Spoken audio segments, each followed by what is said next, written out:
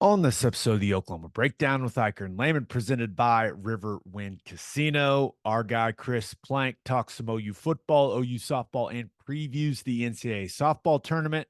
We talk some Thunder Mavericks in FGTB, and we give you our winners and losers of the week. Please download and subscribe to the podcast, rate it 5 stars, and write us a good review. Follow the show on Twitter, Instagram, TikTok, and YouTube. Just search Oklahoma Breakdown on any of those, and you'll find us. All right, our man Michael Hosty will kick this thing off.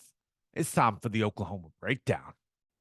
It's a beautiful Wednesday, May 15th, and you're listening to the Oklahoma Breakdown with Ikard and Lehman, presented by Riverwind Casino.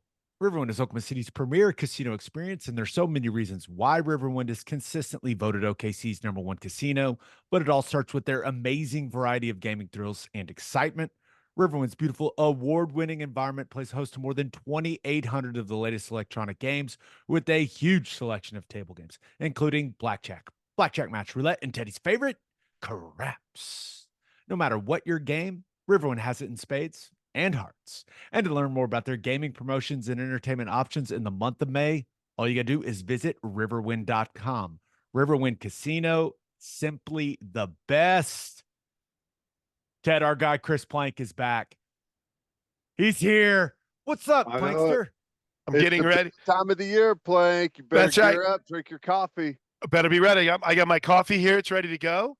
I was telling Gabe, Ted, that as soon as I leave here, I'm going to my fourth year-end banquet for the kids. You guys, I don't know, Teddy, if you're in this yet, but there is the end. I don't know, Gabe, if you've had to deal with this yet, but there's always the end of year school awards where you sit there for the entire school and all you do is you clap, for like an hour straight and you wait and maybe your kid wins an award, maybe they don't. So we're getting ready for our final one here. School's out for my girls tomorrow, guys. Summer officially starts Thursday for the Plank girls. So we're ready for a lot of I can't think of any other way to put it but hell over the next 3 months. Counting down to when school starts back up. Well, as much as I want to dive into the stuff about your kids, Plank, I love your kids. You don't want to know about the FFA banquet last night, Gabe? Come on. I'm going to be real. I do not care. I do not care, and I don't think people that listen to this care very. Now, maybe they do. Maybe they do. They love a personal touch on a podcast, but I'd rather talk about OU football and OU softball. Is that cool? Absolutely, I'm down. Now, we start every episode with OU football, as you know. So I did want to hit some football real quick before we take our deep dive into softball in the NCAA tournament. Looking at kind of everything that came out of spring ball for Brent Venables and this team, what was the most encouraging thing you think coming out of spring practice for the Sooners?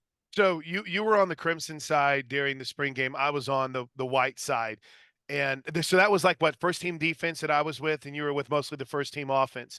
And I think from, just carrying over what we learned, what is that now, a month ago, I thought watching the way the defense communicated with the veterans. Now, this is not probably something that we talked about on the broadcast. In other words, Coach Venables talks about everything being, it's got to be team run, team leaders. And when, gosh, I think it was David Stone came off, the first guy there to talk to him about a mistake he made was Danny Stutzman.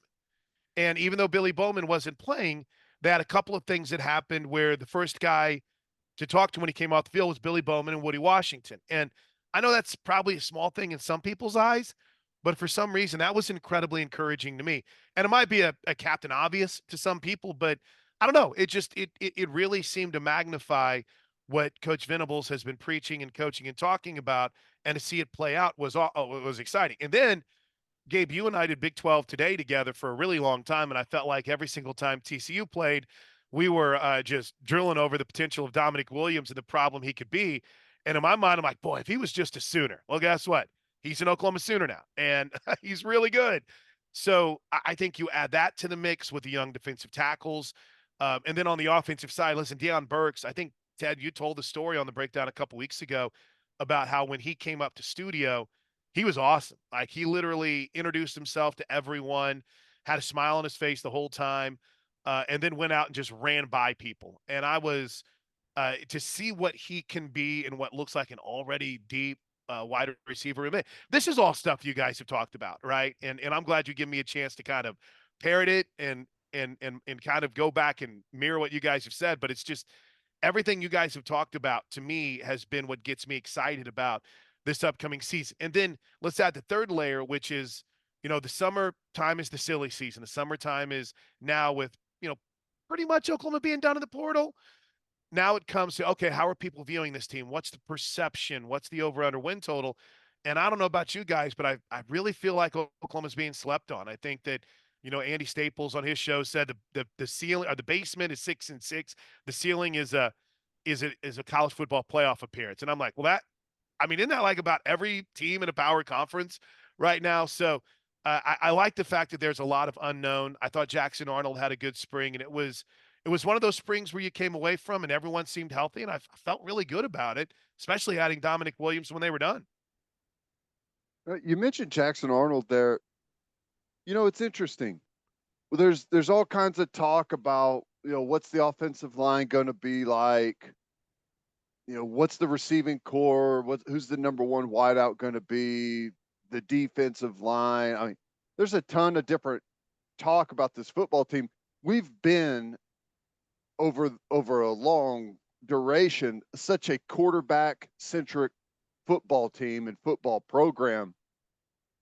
Is it a good thing or a bad thing that there's not a whole lot of quarterback talk?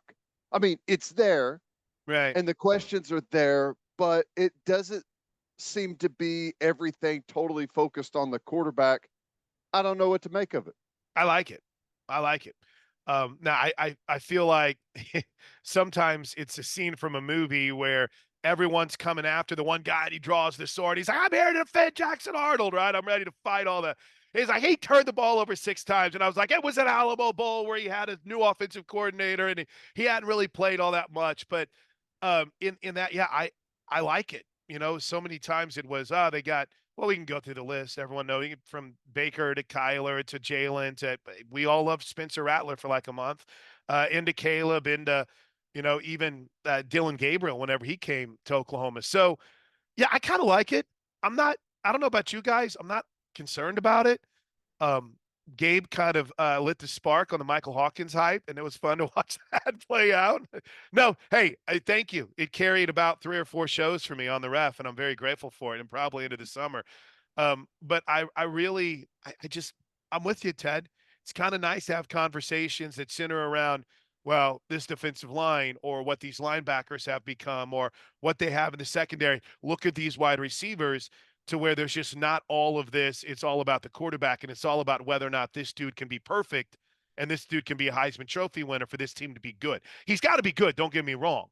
But we're not talking about someone who has to have a Heisman year, at least in the way that, this team has been built for this team to be successful. But I'd like for it to happen. June and July are, it's months where you got to get creative when it comes to talking about OU football. Oh, yeah.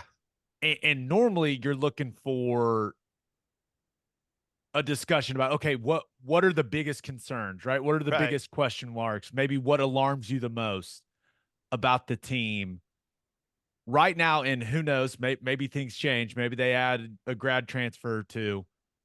But right now, what are your biggest concerns for this team as the summer approaches, Plank? Well, let's go with the obvious. I've spent the last week researching a story and kind of diving into a feature piece on just an overused phrase. I'm trying to find a different way to put it, but SEC readiness, right? This is a schedule unlike anything we've seen for Oklahoma Sooner football, at least since Nebraska and Kansas State and Texas A&M were battling for a championship when Teddy's teams played them. Gabe, you had a couple of years, non-conference games with Florida State and Notre Dame. Those were tough schedules. Those were really, really good teams. But from start to finish, from top to bottom, it's as difficult of a challenge as you've ever had. And in my, I guess you would say, my research and the people that I've talked to, there's a lot of excitement about where the program and where the city is, right? And that is in the building of it. Now, all right, let's see the product. How's it going to play out? I think soccer might end up being the first ever SEC event that we have, a women's soccer match, But no offense to, the coach over soccer, but everyone wants to see, all right, what does this look like when OU plays Tennessee? And what does it look like when we go on the road to Auburn? So I feel like that's a low-hanging fruit answer, Gabe, but that's number one. Just, hey, how will this, what is going to look different, right? What will I see with my fairly uneducated eye that I'll be able to say, oh, wow, that's different, And then in the weeds, you guys, when you see it and you X and O it and you go through the breakdowns, what are we really seeing? Is this a problem, or are we going to be okay in certain areas? So, Gabe, I feel like that's like a low-hanging fruit answer. If I went a little bit deeper, come on, man, how's this offensive line going to hold up? How's this going to work? It's kind of funny whenever Tarquin, whenever he was brought in, kid from USC, there was zero talk about it. It was like, oh yeah, they brought some guy that they're on his third school. He went to USC, went to Florida. Now he's at Oklahoma. He didn't even start every game at USC. And then he's come in, and from everything that I've heard you talk about and everything that we've seen, looks like he's played pretty well. Looks like he might have a hold on one of those tackle spots. I don't know. I mean, Spencer Brown came in as a guy that was supposed to be a difference maker for Michigan State. And I don't really know if that's materialized. So the questions on the offensive line are what I think is going to be the most concerning things going forward. But then again, what do? You go out and you get the kid from SMU. Looks like he's a plug and play guy. And even when Troy Everett comes back, maybe he could be a guard, or maybe he just is the center. I don't know. But I feel like those are two things, because I don't know, Teddy, there is like this overwhelming sense of confidence that a lot of people are sleeping on Oklahoma. And I don't have a lot of overriding concerns about A, the roster, and B, this team right now. I feel like they've built pretty well to be ready for this moment. I tend to agree. I think there's a couple of questions that we need to see answered. The offensive line, I feel like the offensive line is in a much better position today than it was before we entered spring practice, or I guess maybe after the first week, whenever Everett went down. I feel much better about it. Defensive line's in a better position. I guess you just got to go see how it all unfolds, and that's kind of leads into my next question. Is, you mentioned that some people have been talking about Oklahoma like the floor is maybe 6-6 and the ceiling is a playoff. That doesn't tell us a whole lot. Right. What do you think for the fan base, what is an acceptable season and what is hitting the panic button? Well, as we've learned, and I think as Teddy, how long have you done the Rush now? Are you on 9 years with the Rush? 10 years? Jeez, I think it's like 12. Is it 12? Okay. So as you've learned in the 12 years of doing the Rush, and I've learned, I think, believe it or not, my first year doing radio with you over on the Ref was 16. So that's 8 years, right? A loss is unacceptable, which is wild. you lose a game. It's kind of weird, Gabe.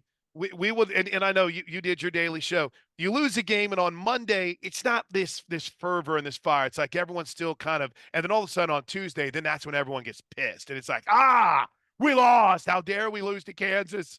So with that understanding, this is as tough of a schedule outside of Georgia being not being on it, right? This is about as tough of a draw as you could get for your first year in the SEC.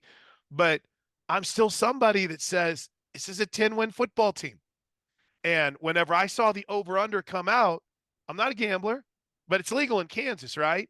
I was thinking about driving with whatever app, I could download. I was going to take the mortgage and put it on the over, because that's how confident I feel when it was at like 7.5 or something like that. And I don't even know if you can do that.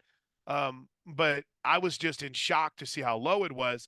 And then to hear the way that everybody talked about him, I'm like, well, what is this? You and I, Gabe, did a show on Big 12 today, and we had an Auburn guy on, and he's like, yeah, nobody's excited about Oklahoma and Texas coming to the Big 12. Nobody cares about it. And then literally everything this offseason has been about Oklahoma and Texas coming to the SEC. And everybody's talking about Oklahoma and Texas coming to the SEC. So I think they're going to be ready. I think Oklahoma's going to be ready. I think we've got Tennessee, to me, is a great kind of expectation setter. And then After that, you don't want to fall into a trap at Auburn because they're not a very good football team. But going there, I mean, it took a 4th and 16 prayer for Alabama to beat them last year. So they're a Look at completely their different team schedule at home. last year. Auburn's one of those teams that they're a different beast at home than they are on the road. So it's a crazy.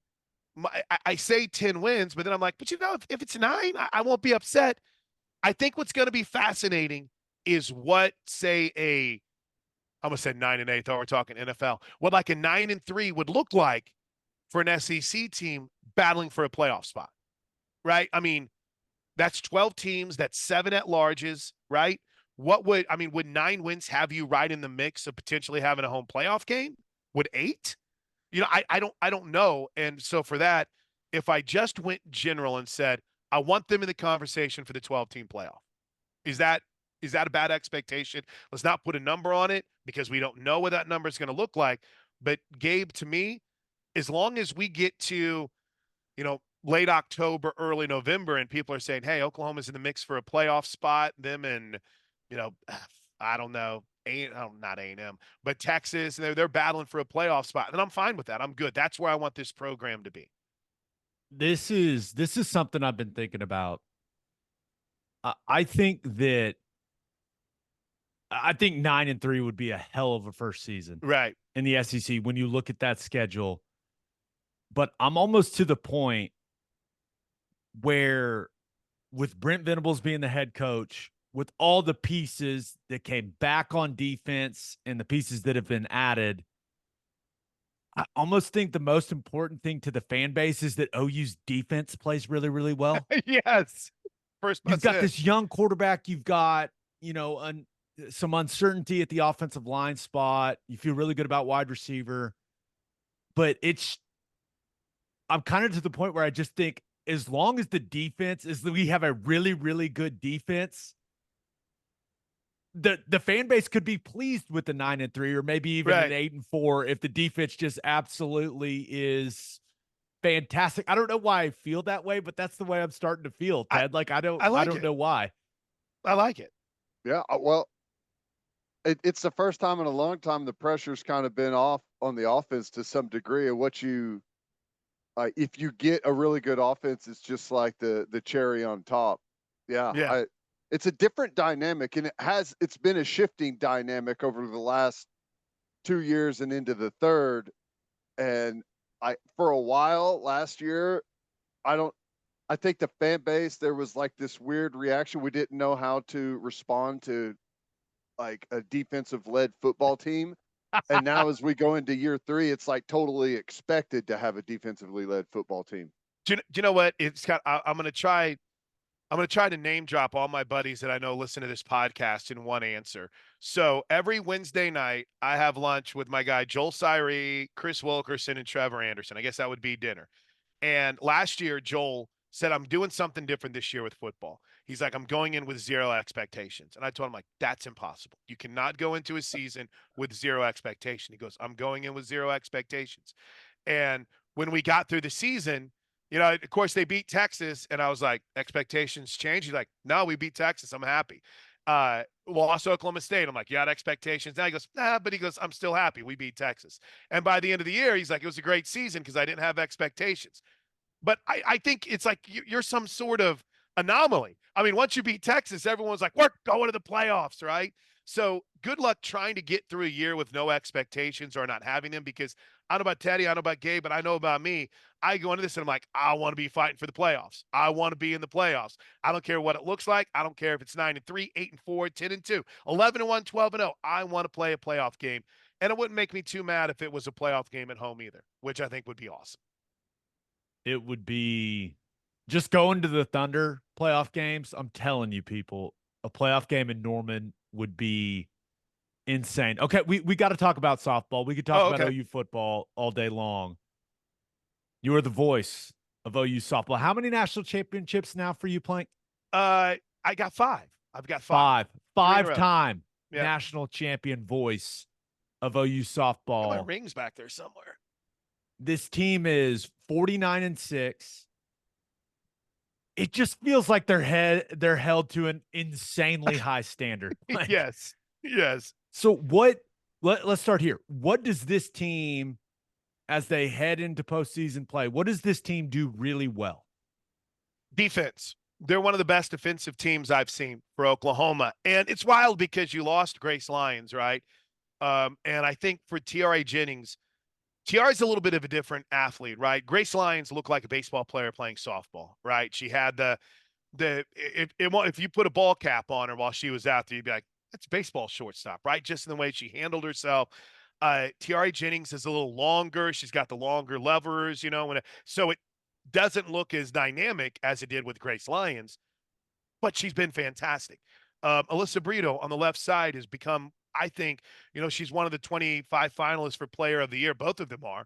Your entire left side of the infield is for Oklahoma. And Brito might be the best third baseman in the game right now. So defensively, they're nails. And, an area that they'd been really good at historically, Gabe, is an area where they'd struggled a little bit at times. Their timely hitting, the clutch hitting, 2-out RBIs, runners in scoring position, whichever metric you want to use. But since losing Oklahoma State last Saturday, they've been dynamic in that area in their last 4 games. And for the most part this year, save a game or two here or there, they've been dynamic whenever it comes to getting runners home with runners in scoring position, to getting those clutch hits. So they're a really good defensive softball team, really good. I didn't even mention Jada and Riley Boone in the outfield and Kinsey Hansen behind home plate. They're really, really good hitting team when they're on the right track. Seems like they're a little more streaky than they've been in years past, which is fine because they're hot right now going into the postseason. But it's just been a Patty Gasso coach team. They're good at defense. Struggles wise, they haven't been as consistent in the circle as they were. And what's crazy is, Jordy Balt's one of the greatest pitchers in the history of the game. I mean, she's amazing. I hate that she's gone, but you don't usually replace an All-American with an All-American. And that's what Oklahoma did in Kelly Maxwell. The only difference is, Kelly had been dominant all year, and then she's kind of struggled here her last few outings, right? Walks have been a problem so far this year, but you got the best coach, you got the best pitching coach. You've seen Nicole May do well out of the pen. You saw Kirsten Deal develop. Carly Keeney threw well last Sunday against Oklahoma State. So I feel really good about that pitching depth going into the postseason, where they've kind of struggled at times with their starters. Now, you've been there for 5 championship runs, and this is one of the things that we don't get to see. Every team, whether it's Little League soccer all the way up to NFL football, every team has a personality, and it's different from one year to the next. Sometimes maybe you have a senior-led or a veteran-led team that's a little more serious. Sometimes maybe it's a younger team that is, a little more fun, a little more rambunctious. What's the personality of this team like compared to maybe some of the past championship type seasons that you've been a part of? The 16 team, that was Sid Romero's freshman year. Aaron Miller was the senior captain. That was a team that was kind of too young to know what they were in the midst of. It's like, whoa, we just won a title. The 17 team was kind of a disaster going into the postseason. I mean, they lost their first postseason game to North Dakota State, had to rally through their regional, and then went on the road and beat Auburn and won the title. Never lost again. 21 was a bit of a mess. They couldn't pitch it real well. Then all of a sudden, G. Juarez got hot. 22 was maybe their most complete team going into the postseason, where you're just like, yeah, we're winning the national title. And if I'm not mistaken, 21 or 22, they lost their first game of the World Series. I think that was 21. But 22 and 23 were the 2 teams where you went into the postseason and you're like, they're winning the national title. There's no ifs, ands, or buts about it. No one's stopping them. They're the most confident team. This was even with Jordy Ball getting hurt. They're the most confident team. They're the best team. You're not going to stop them. This year, you go into it and you say, this team has the best players. Oklahoma's got the best players. They've got the most talent. Look at the top 20. I don't know why I keep pointing to my laptop here or something, like people can see it. But they've got the best players. They've got the best 25. They've got, I would say, the best lineup in all of college softball. They have the best pitching staff in all of college softball. But this has been a team so far that I think, Ted, has just been like a tick off. I don't know what, just something small. It's nothing major. Now, that Friday night loss to BYU, people probably thought it was something major when they got smoked by BYU. Were you at that game, Gabe? You weren't at that game, were you? Luckily, I was not. Okay. But that Friday night game is still one of those that sticks in like the back of your mind, or like, how did that happen? But the crazy thing is, even in those moments where you feel like, it's this team that's just, maybe they've won 3 straight titles and they realize we've won 3 straight titles. What more can we do? Maybe they realize the end is coming and their career's over and they're like, I'm ready to move on. I mean, you had 4 of their players get drafted in the first round of the draft yesterday. I mean, maybe they're ready to move on. But then you'll have these moments like the Sunday game against Oklahoma State, like the Big 12 tournament, like the trip to Orlando, where you're like, okay, they're locked in. And maybe it's a team that's just been waiting for the postseason to get going. I'll say this, and some would look at this as an excuse, but a lot. I love coming on here because I feel like there's a lot of fans that, don't get to watch softball all year long, or maybe they start following it now. But one of the great things about Love's Field is that it's created such an incredible home field advantage. I mean, it is wild. There is one bad thing, though. One, they just moved in Sunday. They haven't been in there all season long. So they had been doing, they just started doing batting practice 2 weeks ago there. They've been lockering at Marita Hines, and they'd have to bus down to Love's Field, and then they'd bus back, and then they'd bus back. So it had a little bit of a not feels like a home field to them, I think. Well, they're in there now, and they've got their lockers, and they've got their team room, and they got their, I mean, it's amazing what's in there for them. So I think there might have been a little bit of, just getting comfortable there. And now that they're comfortable there, and now that they're in there, I think that's something that is just immeasurable in what it can mean for this team. What's the draw like for the Good. Sooners? Good. Number 2 overall seed in the Yep. tournament. Texas gets the number 1 overall seed. When you look at the regional, Cleveland State, Oregon, and Boston University. Yeah, the Terriers. Terriers came here in 2018. We played them in the first round and beat them. What's funny about that 2018 year, guys, we played in New Mexico earlier that season, and Boston University beat us. They beat us it's called the Troy Cox Classic. It's played every year in Las Cruces, New Mexico. And we went there 2 of my first 3 years that I did games. And it's literally one of those events where you go to, you're like, why are we here? This is OU, this is OU softball. What are we doing here in Las Cruces? And then lo and behold, they got beat. And you're like, this makes no sense. Boston U celebrating. And then they came here and we beat them. Really good team. Really good team. In fact, I think there's a chance Boston U is who we're going to play in the second round. I mean, they're that good. But Oregon is the storyline, right? Oregon is, their head coach is Missy Lombardi. She played at Oklahoma. She was coach's right-hand man. She was her pitching coach for 20 years. Great friend. And so she took the Oregon job, and she became the head coach at Oregon. And I think 19 was her first year. And when she took the Oregon job, Sid Romero is her hitting coach. Sidney Romero, whom we were talking about earlier. Sam Martyrs on her staff. Sam had been with us before. So Oregon is a team that if they were on your schedule during the regular season, you're like, this is going to be a fun game because we played against them.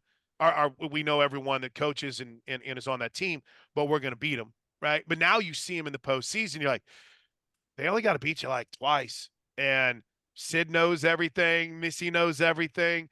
But Oklahoma's a better team. I like the draw a lot. There's some drama with the knowledge of Oklahoma and having not played against or coached against Oregon since Missy left. Yes, big time drama.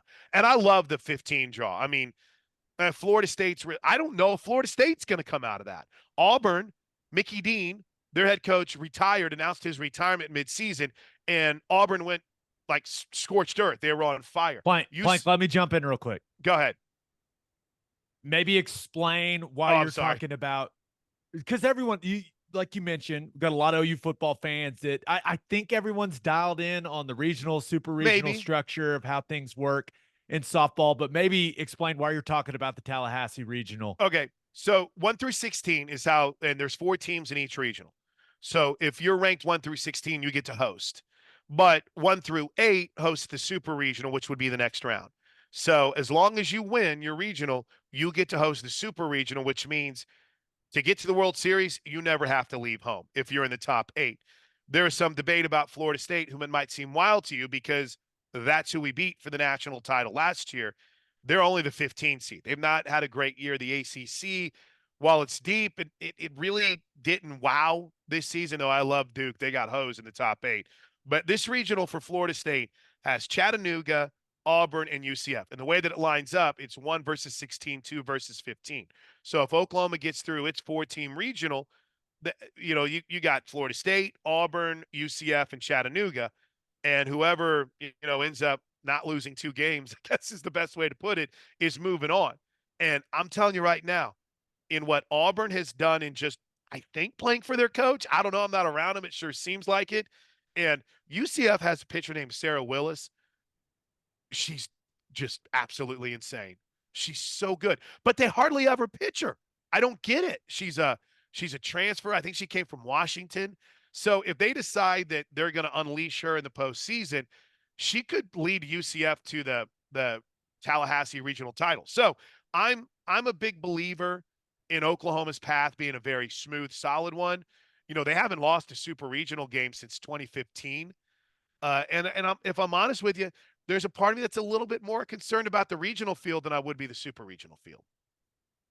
What about just the big picture, the overall field compared to years past? Stronger, weaker, top heavy? How would you kind of generalize the entire tournament? Infinitely stronger.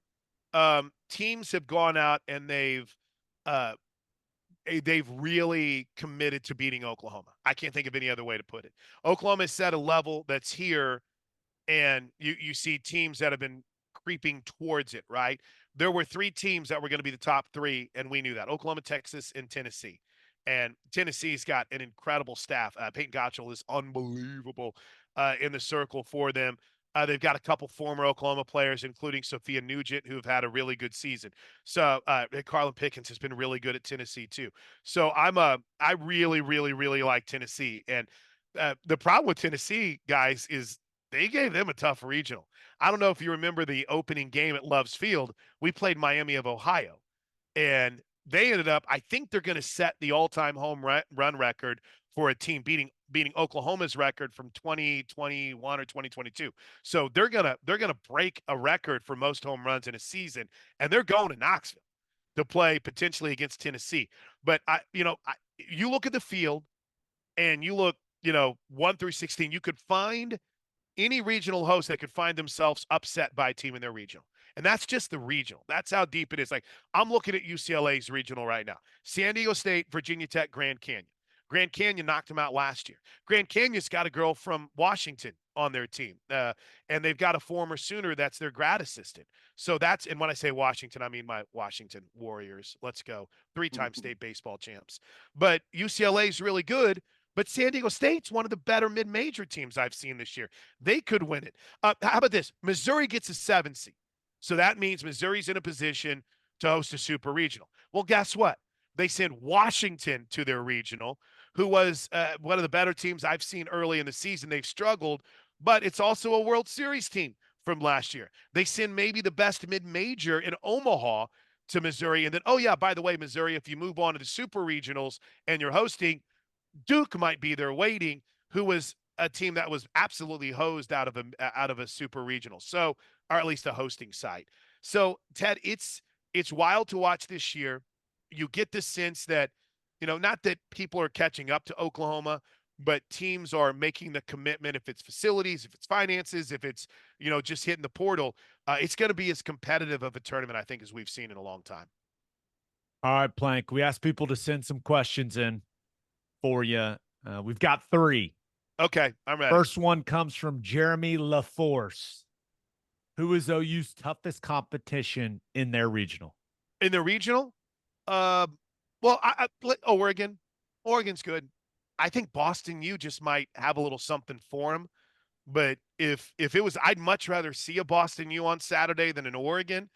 But Oregon is the stiffest competition that they're going to face in their regional. Absolutely. And, I don't, it probably wouldn't be until the championship series, but man, I'm going to tell you, Duke scares me. Duke's a really good team. That's looking way ahead, but just for the question, Oregon is that team. Shalissa McCarter asks, great name. Which regional could you see the biggest upset? And who could be a dark horse Women's College World Series Champ Series contender?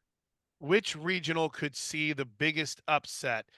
I think Arizona could get out of the Fayetteville regional. That's if DJ Gasso is hearing this, I'm sorry, dude, but I think Kentucky could get out of the Stillwater regional. If Oklahoma State plays like they did on Thursday against BYU, like they did Sunday against Oklahoma, they could be in trouble. Those are two that really jump out to me. Texas A&M.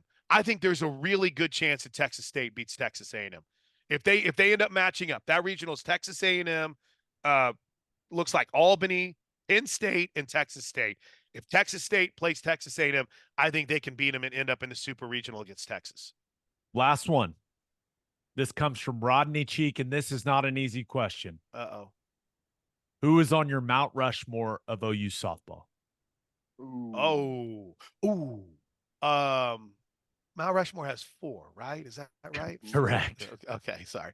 Patty Gasso. Wait, does it have to be a player? No player? Okay. Players only. Players only. We all know that if it was a Mount Rushmore, that it would just be a giant thing of Patty. 4 different poses from Patty. I think there's 3 slam dunks. I think there's 3 unquestioned. Lauren Chamberlain, Jocelyn Allo, Kalani Ricketts. Those are 3. That battle for the 4th is because you've got a class that's graduating where they've already won 3 rings and might win a 4th. So you're telling me that one person from that team wouldn't be on that? I'd probably put T.R.A. Jennings. Would be who I would put on there. That's just me. I'd go. Ted has the look of a man that disagrees. I don't disagree. That's the 4th spot is. You can't figure it out. It's hard. There's so many from a bunch of different eras. There's. Some would say Jen Stewart. Now that's really going back. That's 2000. She pitched them to the first national championship. Some would say Sid Romero, who in 2016 led them. Some would say Shelby Pinley. That's tough. That's a really good question. I would add 4 more is what I would. Mount Rushmore would expand. New location. And you would new location, and we'd add 4 more heads to it, and we'd go from there. But that's tough. I think 3's a slam dunk. I think it's Allo, it's Chamberlain, and it's Kalani Ricketts. Then beyond that, I don't think you can go wrong with any of the 5 or 6 that I'm. Jada Coleman was a 3-time All-American, right? Kinsey Hansen is maybe one of the best catchers in the history of the game. And by the way, we might have the 2nd or 3rd best in Jessica Schultz too. So Amber Flores was awesome. Yeah, it's tough. I'm officially going to go with T.R.A. I'm going to be a prisoner of the moment, and I'd put her up there. I say put Plank's face up there. Put me up there, by God. Let's go. How about that? No. Hey, Plank, you're the man. Thanks, guys. You're going to be on the call for Westwood 1, right? Not just OU stuff. You're going to be doing a ton of stuff throughout the tournament. Yep.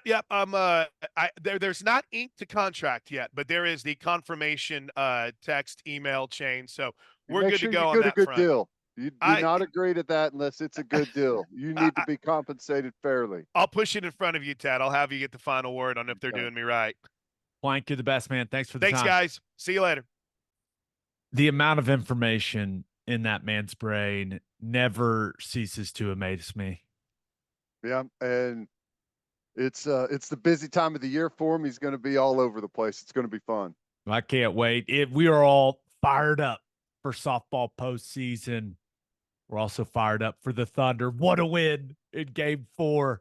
Let's talk about it. But first, Love's Travel Stops is now offering a nationwide 10-cent per gallon discount on gas and auto diesel. Just download the Loves Connect app and scan your barcode at the prompt on screen and watch that price drop 10 cents per gallon. Across the country, the Loves Connect app unlocks exclusive deals can help any traveler plan their route or meal on the highway. So before you hit the road, be sure to download the Loves Connect app to save 10 cents per gallon and experience the country's best highway hospitality at Love's Travel Stops. Love's also has you covered if you forget your phone charger or headphones with their expanded mobile to go zone. And of course, don't forget to grab yourself some of that delicious Java Amore. And celebrate with a Schooner All-American Ale, the official craft beer of OU Athletics from Coop Ale Works. Named after the iconic Sooner schooner that races across Owen Field after an OU score, you can join in on the celebration with an ice-cold beer from Coop Ale Works. You can enjoy it at the Palace on the Prairie, at OU athletic events, at the bar, at the tailgate, and in the comfort of your own home. For more information on Schooner All-American Ale, visit SchoonerAle.com. Must be 21 to purchase. Please drink responsibly. Schooner All-American Ale, the taste of game day. And we love Simple Modern. Simple Modern is an Oklahoma-owned drinkware company who has so many gifts that are so perfect for this month. Month. Jeez. Teacher appreciation gifts. You're going to need them. Graduation gifts. You're going to need them. Simple Modern's got them from all their popular drinkware. By the way, Ted, did you know they are the number one sales leader on both Target and Amazon? Did you know that? Yeah, I did know that. They also have the getaway bags and Harper totes that are perfect for summer trips. Simple Modern has you covered for all of your gift-giving needs this busy time of year. And even better, Simple Modern exists to give generously, donating 10% of all profits. So you can know you're helping better Oklahoma and beyond with every purchase. Check it all out at simplemodern.com today. Football Guys Talking Basketball, FGTB. Ted, the Thunder had to have it in game 4. Couldn't afford to go down 3-1. And they came out like absolute crap and couldn't hit a shot. Just a dreadful shooting performance. 38% from the field. They were 7 of 27. Just short of 26% from 3. And they won. They won the game somehow, some way. I was an emotional wreck through 3 quarters. It was painful. But Shai Gilgeous-Alexander with an MVP level performance when his team absolutely had to have it. 34 points, just straight mid-range, baby. The mid-range king. He is our king. Yeah, it was wild. You had until about, I don't know exactly what the time was in the 4th, but it was just like a game that felt flat from the Thunder, yet they were staying kind of within range. And then about 6 trips up and down the floor where they got stops and turned it into buckets on the other side. And all of a sudden you look up and they got the lead. It's like, dang, where did that come from? The deficit never got big, but it just felt enormous. Yeah. It was like 10 and then 7, but 7 felt like 25 for whatever reason. It was a really odd game. And I can't believe Luka missed that free throw. I mean, I just can't, but I was thinking about the game the next day and the roller coaster of emotions and just how poorly they played in the first half. You mentioned they looked flat. They couldn't hit a shot. And all I was thinking about is how emotionally invested I was in the game. I was like in a defensive stance in my living room down the stretch of that game. You were closing out on threes and stuff. It was me, my wife, my sister-in-law, and brother-in-law. We had 4 children in the house sleeping. And we did not care. We were just screaming at the television. I hadn't been that into a game in years. I would never act like that watching a football game. Never. I would never, but I was just there. I was telling Mark Dagnall who to sub in, who to sub out. I was telling these guys, God, you got to do this. You're helping too much on Luka. I was irrational and it felt so great. It was great. I loved it. Yeah, it was entertaining. It wasn't frustrating. It was just, it didn't have a great feeling about it for a big duration. And then it felt great. And then it was like super exciting. It was uncomfortable and anxiety inducing to like the last 3 minutes. Right. Yeah. When they started hitting some shots, right? Chet hit a couple threes, Dort hit a couple threes, Case and Wallace.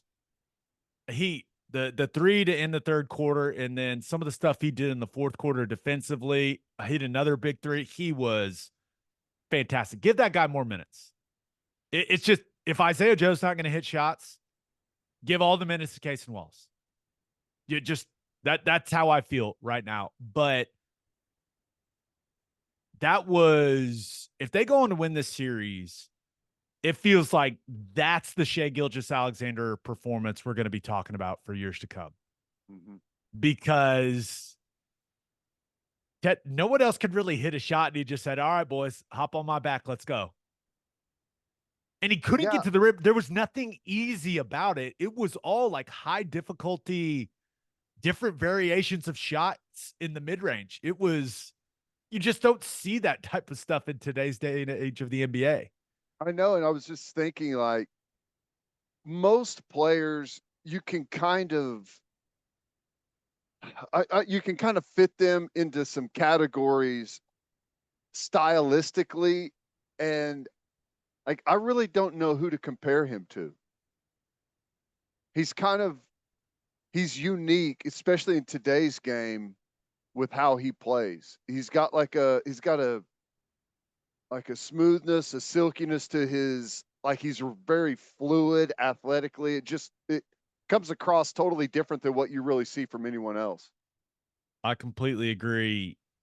Some other thoughts on that Game 4 win. I thought it was Chet's best game of the series. Mm-hmm. I thought he took good shots, hit a couple big time threes. Clearly the clutch free throws at the end, ice water in the veins, baby, built for it. But he continues to protect the rim at an extremely high level. On the other side of things, Jalen Williams, he's got to find his confidence. He looks frustrated and flustered out there. The scream he let out when he had the and one, and there was still like 6.5 minutes to go in the game. I just think that was all the frustration pouring out of his, just pouring out of his body. And it felt like a bit of a turning point in the game for me, but his body language after the game was abnormal for him. He didn't even want to bark with Nick Gallo. And normally he's making sure they find him to do that interview, and he's kind of leading the charge. He is being affected by his poor play. And it's clear, it just looks like a guy that's disappointed in the way that he's playing in this moment. So Game 5, and I know some people are probably not going to listen to this until after Game 5 has happened. It is our job as a fan base to lift that dude up and to remind him that he's that guy. We gotta bark with everything we've got, baby. I've been practicing. I've been getting the vocal cords warm. Like, I am ready. Because after the game, I mean, Nick Gallo puts Mike in his face and he's like, I'm all barked out. We got to get the guy's bark back. We got to get it back. Yeah. And it's on us. Like, the energy of the crowd has to fuel him.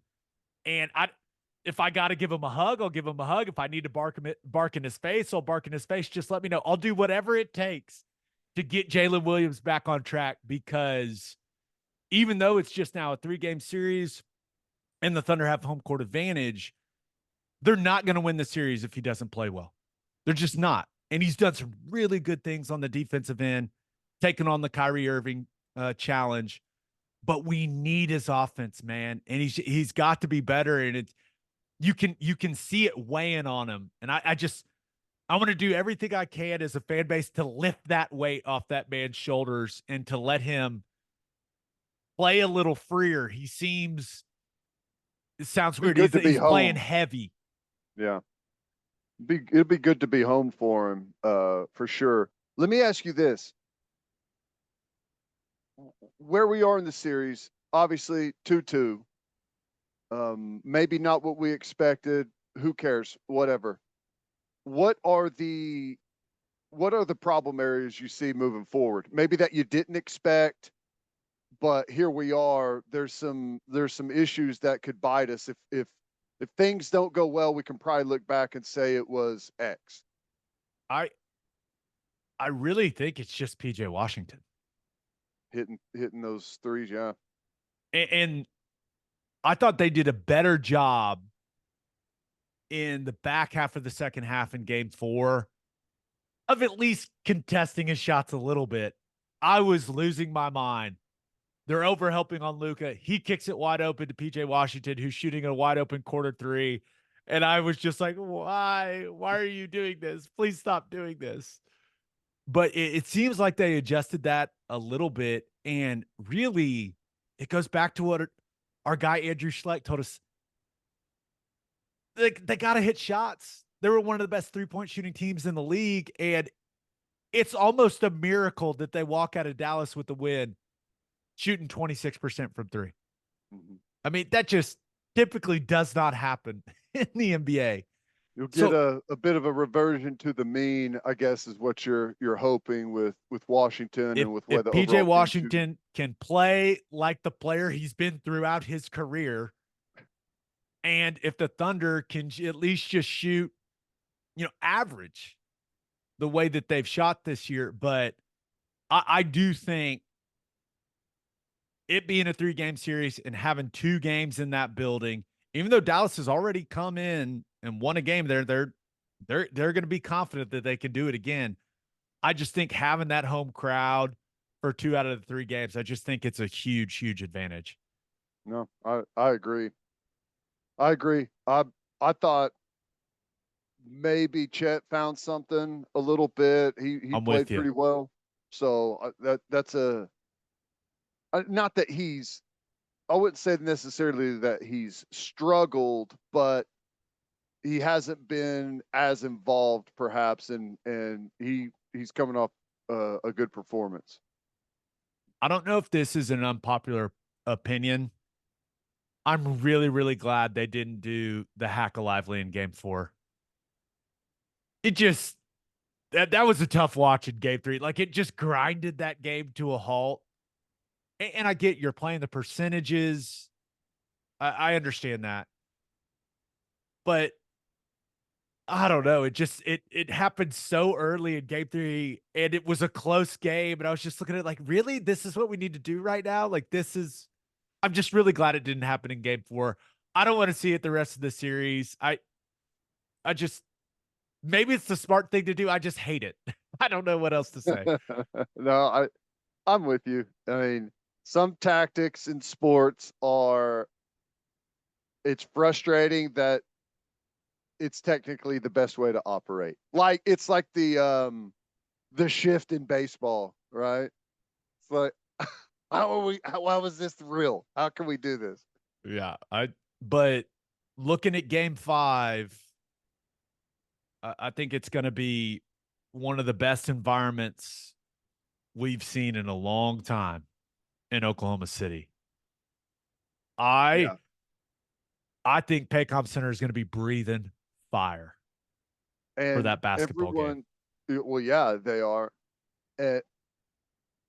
Everyone's had enough of Luka, and that could spill over in the arena. He is exhausting to watch. He's so frustrating for me because there are 5 to 10 moments every game where I just go, oh my gosh, he is so good. Some of the step back stuff that he makes, his passing, I think, other than Jokic, he's an incredible passer. Some of the stuff he does, getting the ball to the guys in the corners, I just marvel at him. Like, how did he even see him? How did he get it there? How does he throw it with so much pace and velocity? Like, he does so many things that are so fun to watch. But the whining is constant, man. And it hurts his team. it's crazy to me. And I think it's been even toned down a little bit. I was told that Jason Kidd worked really, really hard to get him to stop whining, at least when the other team is going on a fast break, so that it's not 4-on-5. Yeah, But it's dude, it's crazy to watch. I don't know. He's so good. I don't know. He wastes so much energy doing it. It's insane. well, he wastes energy and emotional capital and everything else. I mean, I'm sure it's probably just like his standard how he plays, and since that's how he does it, it's just normal. But it it it it will keep him from, like, people in Dallas love him, and everyone around. Well, maybe not. I don't know. I think they do, but even Well, the point is, like, everyone recognizes how good he is, but no one in the league's going to like him, and his likability factor is 0. It holds him back from where he could become as a player. there are there's moments where I absolutely love the guy. Like the press conference moment. I don't know whose computer, I don't know what was going on there, but like that stuff. And he says some stuff. He's extremely likable. The skill, there's just no denying that. But I'm with you, man. Like, even the biggest Mavericks fan, if you ask him, like, hey, do you like how Luka carries himself on the court? There's no way they enjoy that. Like, I'm just imagining if Shea carried himself like that, I think we'd all be like, we love Shea. And then secretly we all be like, oh my gosh, it's exhausting. I mean, it can't be fun for that fan base watching their best player complain constantly. And the thing that I've noticed and being able to see it in person, there is a trickle down effect from the way he acts to the entire team. Their entire team whines. Guys on the bench, coaches, except for Jason Kidd is the only one that doesn't. No one whines more than Cuban. By the way, he doesn't own the team, and he's still just on the bench. And I guess he's not actually doing anything with basketball or operations. He's just a glorified mascot. I don't know. That whole situation is. Well, he was chasing the officials off the floor in Game 4. If I was one of those officials, I'd say, Mart, what do you even do here, man? You don't. You have no influence over me anymore. But I just think it. I don't know, it just sets a weird culture for your team when your best player, it's just a constant string of whining. It's just I don't know, man. It's just it's a tough watch. It really is for a guy that is I think he's an all-time great player. And there's a lot of people that don't even want to watch him because of all the bitching. No, I absolutely. He's one of the all-time great players skill-wise, and he carries himself like a pathetic weakling that has to rely on somebody else to do him favors with calls. It's pathetic, and it's, quite frankly, it's unbecoming of a player of his status. Game 5. Just so you know, my oldest son, 2-year-old, about to be 3 next month, he predicted that the Thunder would win by 5 in Game 4. They won by 4. I had to break it to him that, hey, Price is Right rules, buddy. Wrong. No, but he was pretty excited when I told him that the Thunder won by 4 and he was that close. This morning, I said, hey, buddy, the Thunder play tonight. What do you think's going to happen? Thunder by 1 was his prediction. Oh, man. I know. I wasn't happy about it. It was almost one of those situations where I went, buddy, you sure you don't mean 10, 1? I was like, okay. You said, like, what do you mean? What's going to happen in the last 2 minutes? What's the deal? Tell me, is there going to be a controversial call? Like, what's going to happen? Is it a game winner? Is it a 3? Is it a 2? Is it a free throw? Tell me more, son. That's just, we'll see if his hot streak of predictions can continue. But I have a feeling that it may be something like that. Ultimately, You've got a 3-game series to advance to the Western Conference Finals. It is, I mean, I think everyone will already view this season as a success, but now that it's down to that, feel really good about playing what's starting to look a lot like Denver in the Western Conference Finals. So just, we're so back, baby. I cannot describe how ridiculous, and I know I'm not alone, how ridiculous I was acting in my living room watching that game 4. It was, and it wasn't just me. Like, my wife and sister-in-law were doing things I've never seen them do watching a game. It was awesome. Well, I was by myself watching on the couch, and it was just kind of, I felt I was just kind of staring blankly at it for a really long time until about the middle of the fourth quarter, and I came alive. I was like, okay, all right, here we go. It felt like a slow death, and then they won. It did. That's exactly how it felt right. like we were getting tortured. And then, oh my gosh, they won the game. What? Yeah. I hope game 5. I hope it's a blowout win. Seems unlikely, but let's finish up with our winners and losers of the week.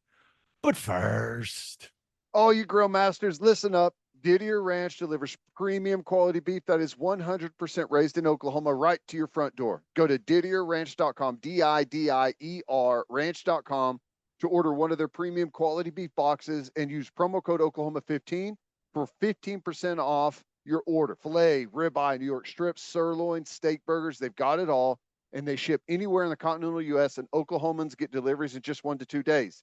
The only thing better than having a lot of premium beef on the O&D line is having premium beef delivered right to your front door. Didier Ranch, tradition tastes better.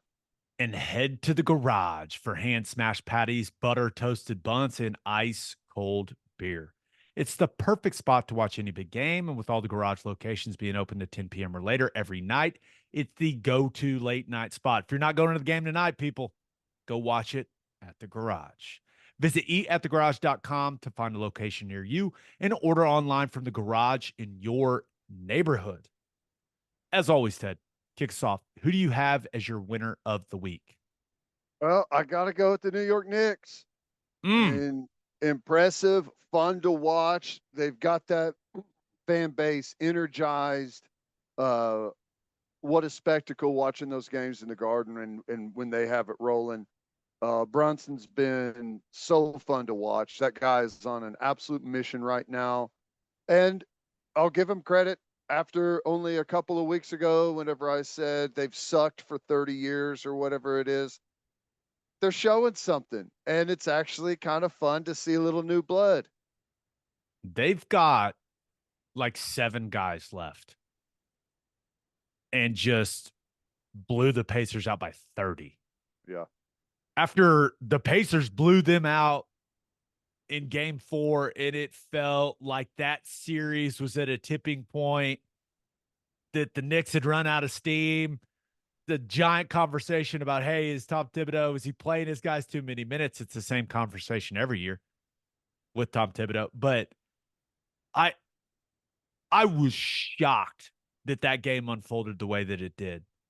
Yeah. That was a straight up beat down. And yeah, it took him 35 shots, but what was it for Brunson? 44? That Crazy. Guy's a star, man. He's incredible. He's unstoppable. And yeah, it's funny. Like you had like basically a 5-minute standing ovation in the fourth quarter from the fans, and they're up enough to get like the star players out and pull them out. So it was kind of like a cheer because we're winning the game and we're up, but also it's like, let's give these guys some rest. Josh Hart, he's one of my favorite. He's kind of in the Lou Dort category for me. It's like, I love watching the guy play because of how hard he plays. He can get to the rim now. Yeah, he had a nice game. On the Indiana side of things, where you at, Tyrese Halliburton? What was that? Yeah. He did not look. Remember, it is game 5, the Eastern Conference semifinals in Madison Square Garden. to me, it didn't look like he wanted to play really. He just kind of was fine, not touching the ball. What did he take? He took 9 shots. This is a guy that is supposed to be all NBA. There's a debate. He was 5 of 9 for 13 points. Brunson shot it 35 times. Yeah, how many times did he get to the free throw line? And Tyrese Halliburton, who is supposed to be their best player, shot it 9 times. Did not defend at a high level, just kind of looked. I almost was like, hey, did he get a concussion or something? Like he's just out there floating. I don't know. That was a really weird performance from him. Yeah, it was. But yeah, you gotta turned into a really good series. We'll see what happens out of that one. And I gotta say, I've started pulling for the Knicks. We'll see what happens. Boston, could their road be any easier? My gosh. Yeah. Meanwhile, the West is an absolute bloodbath. All right, who do you have as your loser of the week? I had to go with Caitlin Clark debut. They got pounded pretty good. She turned it over 10 times. Didn't shoot the rock well. Nothing to panic over. What she still had 20 led scorers on her team, but there's going to be a little acclimation period, and because of the star power, it's just how it is. Everyone's going to be hunting for, whenever they're playing up against Caitlin Clark, you're going to get their absolute best shot. So it was a rough one to start off with, but learning experience. Dejanay Carrington can guard. I've seen her play in person multiple times. She's an athlete, and there were points in that game where it looked like she had Caitlin Clark in the. It looked a lot like the torture chamber is what it looked like. Yeah, I mean, and she's strong, but the Sun are a really good team. I mean, DeWanna Bonner is that lady can ball. She's like the female version of Kevin Durant. Like she's just long and oh gosh, she is so good offensively. But yeah, I think it's going to be an adjustment period for Caitlin Clark. She still had 20. She's always been turnover prone from what I've watched. Like, I don't know what the numbers say, but whenever I've seen her in big games, she always has like a handful of questionable turnovers in a game. Like she plays it such like she's pressing offensively so hard so many times. There tends to be quite a few turnovers. I wonder how their offense evolves with her. Maybe they get her off the ball a little more, some more catch and shoot type of stuff, which I think she can really excel at. I don't know. It's a learning process. You also got to remember her college season ended. It feels like a couple days ago. It's crazy, isn't it? Yeah. I remember whenever she got drafted, I was like, okay, cool. And I was like, we'll see how this, like the off season or whatever is. I was like, they're playing a game. They were playing like a preseason game like a week later. And I was like, wow, that's going to be a long rookie season. Yeah, no, it is. And I'm happy that the WNBA is getting more attention. I mean, I am. And it was cool to see selling out. Sounds like a lot of charter flights this year for the teams around the league because of all the investment and interest. And certainly Caitlin Clark has a lot to do with that. But man, it's going to be a fun WNBA season, and Dallas Wings opener tonight against the Chicago Sky. Let's go Wings. All right, let's see it. Be dialed in. It's going to be another good year. Great year last year. Going to be another good year for the Wings, Ted. All right, let's get to my winner and loser. But first, attention business owners, you need Insurica in your life. Insurica is one of the country's largest insurance brokers with 30 offices throughout Oklahoma, Texas, and the Southwest. Insurica is able to customize programs by accessing the latest information from many insurance carriers. They compare and contrast coverage offerings and pricing in order to design a cost-effective, comprehensive program to meet your business's specific needs. If your business partners with Insurica, you'll save huge amounts of money and take back control of your total cost of risk. If your business wants to be best in class, connect with Insurica at Insurica.com. That's INSURICA.com. And head to opolisclothing.com for our podcast merchandise and the best OU gear out there. That's OPOLIS clothing.com. Use promo code TED, TED, for 10% off. That's opolisclothing.com. Use promo code TED for 10% off. Buttery soft and 10% off. For my winner of the week, thought about going with Jared Goff. My goodness. Ching! 4-year contract extension worth up to $212 million, $170 million guaranteed. Nothing in that man's life was better for him than getting traded to Detroit. My goodness. Yeah. Maybe weather, that's it. Weather is the only thing. After that, you are exactly right. Cashing in big. I mean, I don't know. I'm sure people saw the number and were like, what? That's the going rate for a starting quarterback that wins. I mean, it's kind of where you're going to go. You're going to get to that big number. It's for the most part going to be $50+ million for a guy like that. And I would also say that when you kind of look at his stats, he's quietly put together 2 amazing years. Like, he's right there at the top of the league in a lot of categories. He'll be the second highest paid player in the league behind Joe Burrow. It feels like it should be against the law that Jared Goff is going to make more money than Patrick Mahomes, but it's where we're at.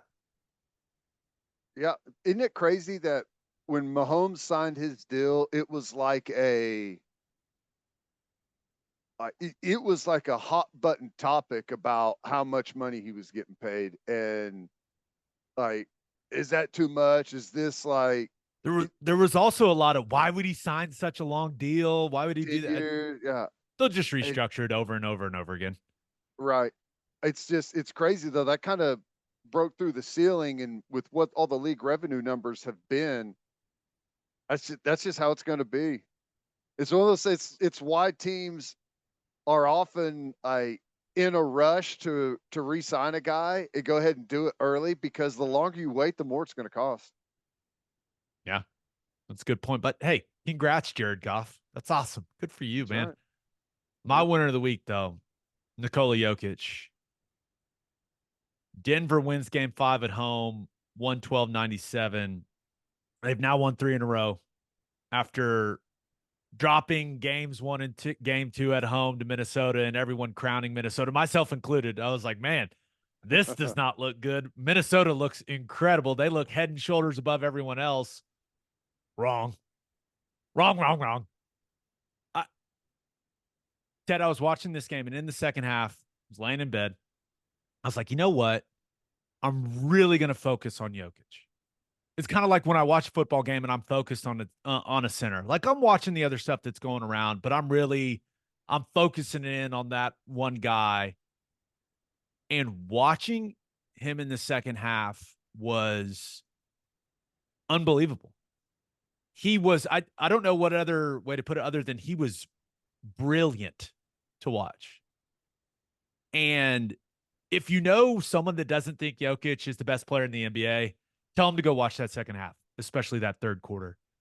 He took complete control of the basketball game. I mean, he was everywhere. And not only was he scoring and just dropping dimes left and right, he was playing harder than every other person on the floor. He was playing at a faster pace than every other person on the floor. He was getting the ball, defensive rebounding, and pushing the break constantly. If his teammate got the rebound, he was telling them to push the pace constantly. The guy is in incredible shape. Don't be fooled by the way that he looks. He was like the Energizer damn bunny out there, just going and going and going. He was playing point guard for him. He was bringing the ball up, getting them into their sets. Ted, it was in the shot making around the rim. He was just hooking Gobert. It was to the point where Gobert was like, "Hey, someone else guard this guy. I'm not doing anything. I'm being wasted on it. He's torching me." I mean, around the rim, the guy can finish any way you want to finish. He shot 1-3 just right over the top of Gobert. It was an Floaters in the lane. Dude, it was an absolute delight to watch him in the second half of that game. And sometimes he gets in those moods. There's some games where it's like, does this guy even want to shoot the ball? And this was one of those nights where it was like, I'm taking this thing over. Oh my gosh, it was fun to watch. It's one of my complaints about modern sports is the lack of variety. And I think a lot of it is analytics driven. I complain about college football, the offenses, everyone essentially runs the exact same offense now. Analytics driven, RPO driven. And like in the NBA, you pretty much the same, like a lot. It's shot making. It's like step back three is like the big thing, like how everyone hits that shot.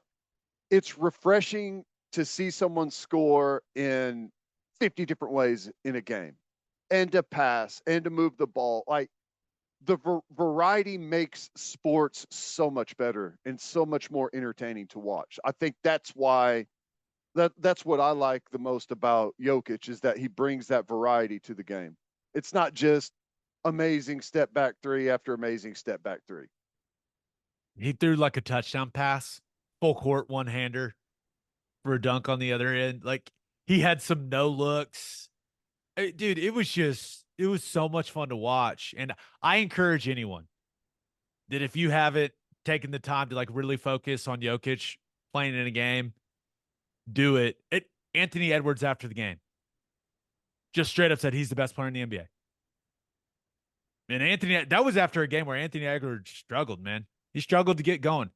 He looked. When he started this series, he was going to prove that he was the best, right? And now he's said no. Yeah, it was like what he's done in the last 3 games. He's the best player in the NBA. Now, Christian Brown made some things tough on Anthony Edwards, but he had 18 points on 15 shots. Just not going to get it done if Anthony Edwards isn't playing at a higher level. And he'd been so good through the first 4 games, but Minnesota looked like they had complete control of this series after 2 games. And now it's like a standing 8 count, Ted. And the Nuggets, championship DNA, championship mentality, whatever you want to call it, man, the way that they've responded in this last 3 games has been incredibly impressive. And and nothing was more impressive than what I saw from Jokic in that second half last night. My God.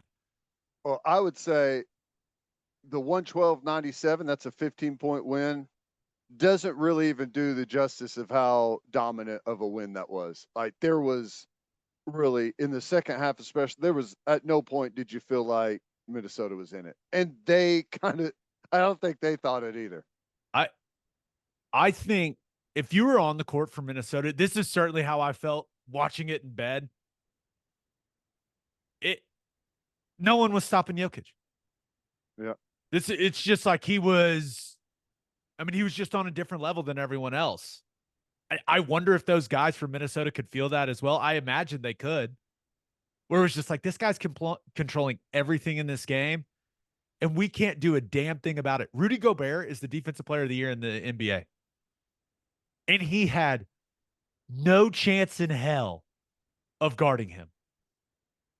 No chance. It was one of those. It was good athlete with like a 10-foot wingspan has no chance of guarding him. So where do you go from there? And Jokic was like blowing by guys. He was incredible. I encourage everyone to go watch that second half. He was fantastic. I think he did have one get knocked out of his hands and it went off his leg. I don't know how it's not counted as a turnover, but in the box score, 0 turnovers, 13 assists, 40 points for Jokic. That'll do. Yeah, no kidding. I mean, No kidding. he was awesome. All right, my loser of the week. Thought about going with the Indiana Pacers. You mentioned it, Ted, but the Knicks choked the life out of them in Madison Square Garden. My Yeah. goodness. That was a beatdown. But my loser of the week, Rory McIlroy, I think. So he's coming off an awesome performance at the Wells Fargo there at Quail Hollow, which, what was that, a 65 on Sunday when he walked away from Xander Schauffele. I guess, and technically it's back-to-back wins that he's carrying into this week at Valhalla for the PGA Championship. But there's a lot going on here. So he is constantly being reminded that he hasn't won a major in a decade because his last win was at Valhalla in 2014.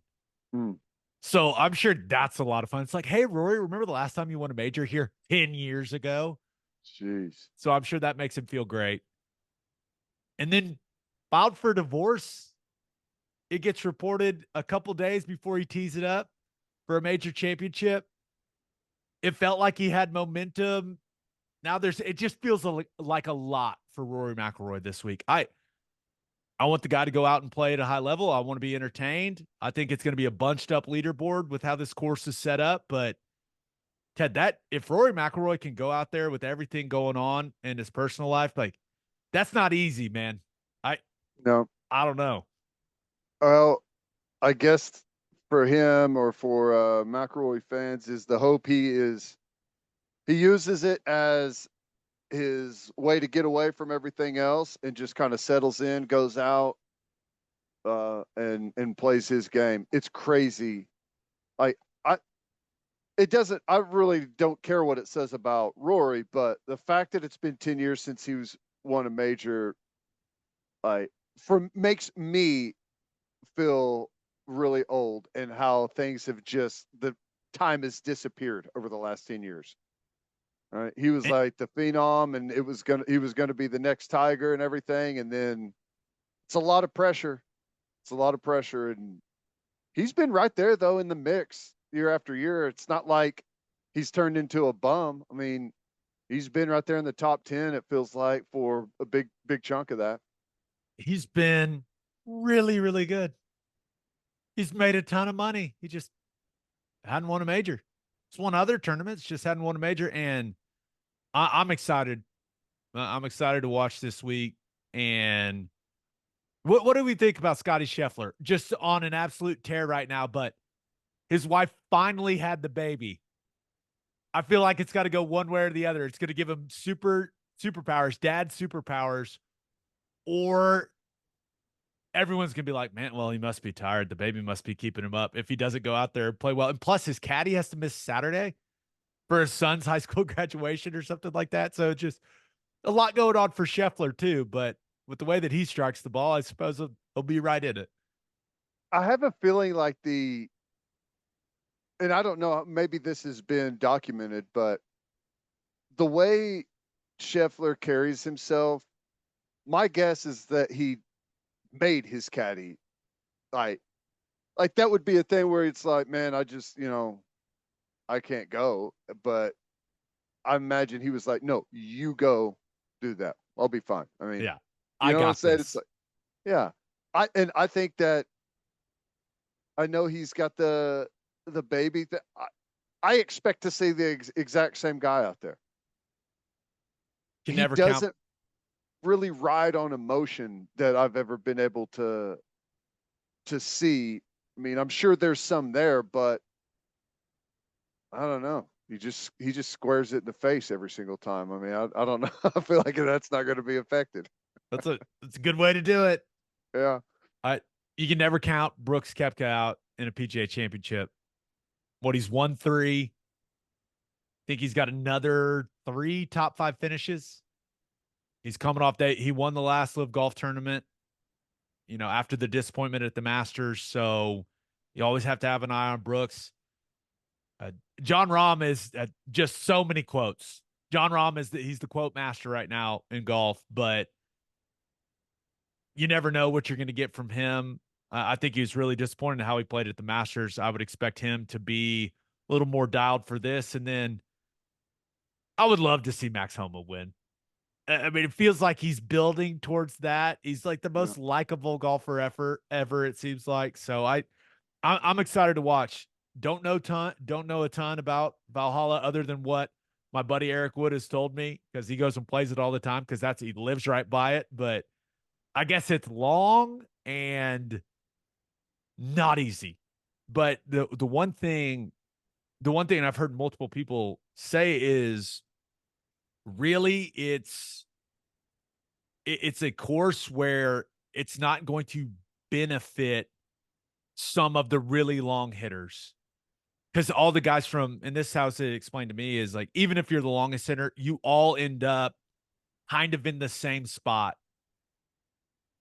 And like, you can't cut corners on trees and like stuff like that to where you're 50, 60 yards ahead of other guys if you can really carry it a long way. So it seems like it's going to be a really, really competitive, like bunched up leaderboard.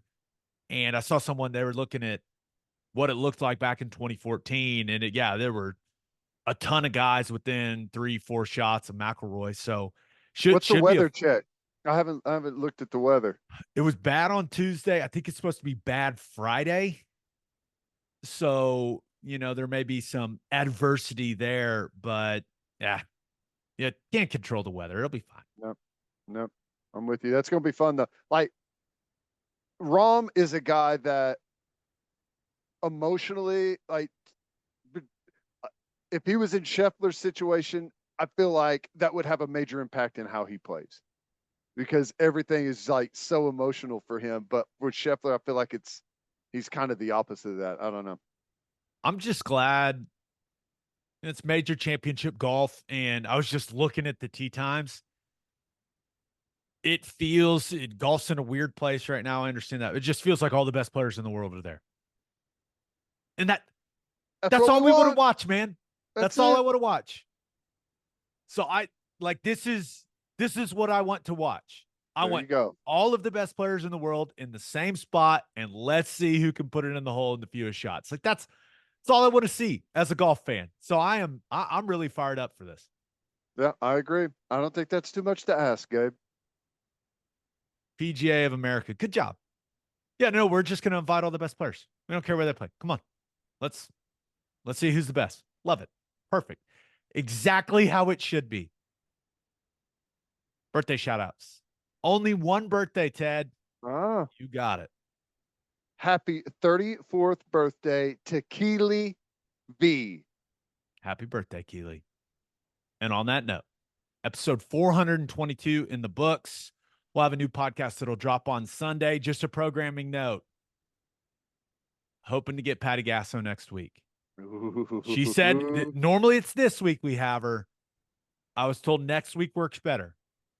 So I'm fully confident they're still going to be playing softball next week. So we're gonna try to get the GOAT on. We're working on it, people. Just a reminder, please subscribe to the podcast wherever you listen to podcasts. And please subscribe to our YouTube channel. Also, tell all your friends. Believe it or not, there's some people, OU fans out there, that don't know this podcast exists still. Crazy, but true. Okay. Hope you all have a great rest of your week. Have an awesome weekend. Until next time, we appreciate y'all for listening. Do we always do, Oklahoma? Take care of each other.